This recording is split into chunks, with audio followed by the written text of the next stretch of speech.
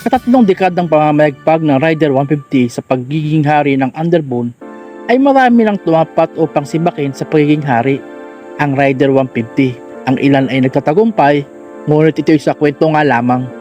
Well, we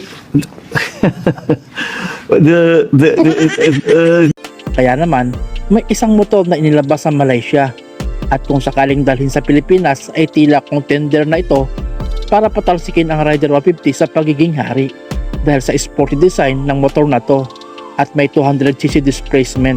Ito ay ang W-Moto XR200 Pro. Ngunit marami na namang basher ang magsasabi na paanong mananalo yan ay China lamang yan. At para wala ng duda, ating silipin ng specification ng motor na to. Ang makina ng motor na to ay pinalakas ng 199.6cc, 4-stroke, single cylinder, air-cooled 5-speed EFI manual engine. Ang bore ni stroke ng motor na to ay 63.5mm by 63mm at ang compression ratio ay 9.5:1. Ang maximum power ng motor na to ay 6.5 horsepower at 8,000 RPM at ang maximum torque ay 16.8 Nm at 6,500 RPM.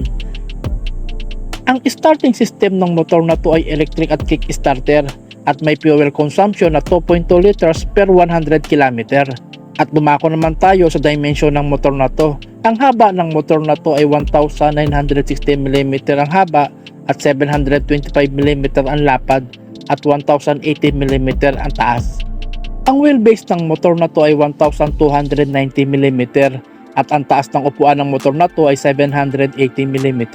Ang ground clearance ng motor na to ay 160mm at ang bigat ng motor na to ay 122 kg.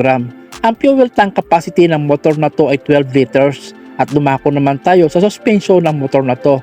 Telescopic fork ang harapan at monoshock adjustable preload ang hulihan. At dumako naman tayo sa preno ng motor na to.